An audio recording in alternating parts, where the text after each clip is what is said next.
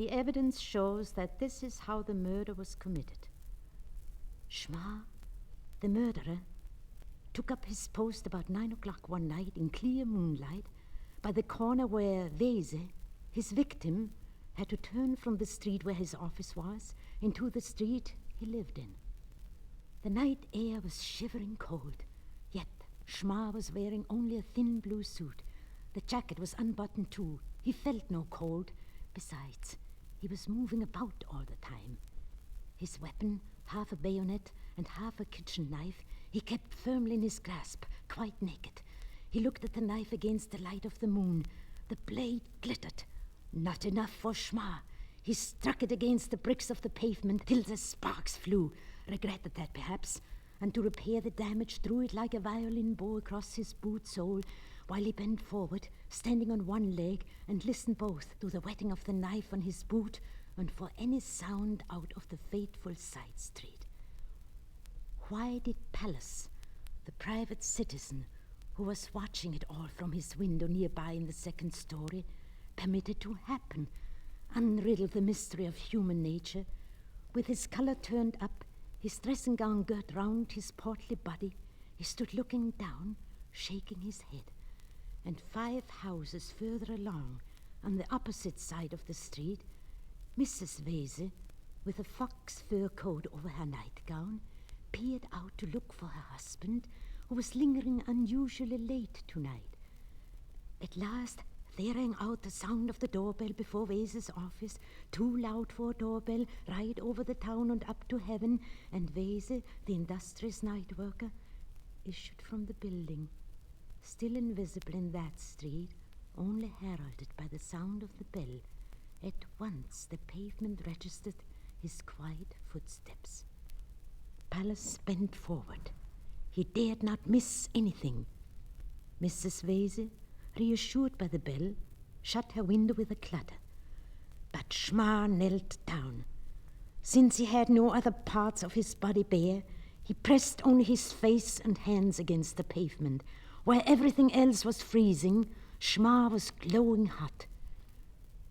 At the very corner dividing the 2 streets, Weise paused. Only his walking stick came around into the other street to support him. A sudden whim. The night sky invited him, with its dark blue and its gold. Unknowing, he gazed up at it. Unknowing, he lifted his hat and stroked his hair. Nothing up there drew together in a pattern to interpret the immediate future for him. Everything stayed in its senseless, inscrutable place. In itself, it was a highly reasonable action that Weise would walk on. But he walked on to Schma's knife. "Weise!" shrieked Schma, standing on tiptoe, his arm outstretched, the knife sharply lowered. "Weise! You will never see Julia again!" And right into the throat, and left into the throat, and a 3rd time deep into the belly stabbed Schma's knife. Water rat slit open, give out such a sound as came from Weise. "Done," said Schma, and pitched the knife, now superfluous blood-stained ballast, against the nearest house front. The bliss of murder, the relief, the soaring ecstasy from the shedding of another's blood. Weise, old night bird, friend, alehouse crony, you are oozing away in the dark earth below the street. Why aren't you simply a bladder of blood, so that I could stamp on you and make you vanish into nothingness? Not all we want comes through. Not all the dreams that blossomed have borne fruit. Your solid remains lie there, already indifferent to every kick. What's the good of that dumb question you are asking? Pallas, choking on the poison in his body, stood at the double-leaved door of his house as it flew open. "Schma! Schma! I saw it all.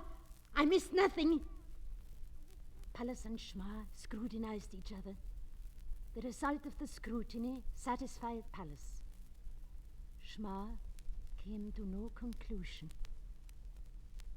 Mrs. Wese, with a crowd of people on either side, came rushing up, her face grown quite old with the shock. Her fur coat swung open. She collapsed on top of Wese.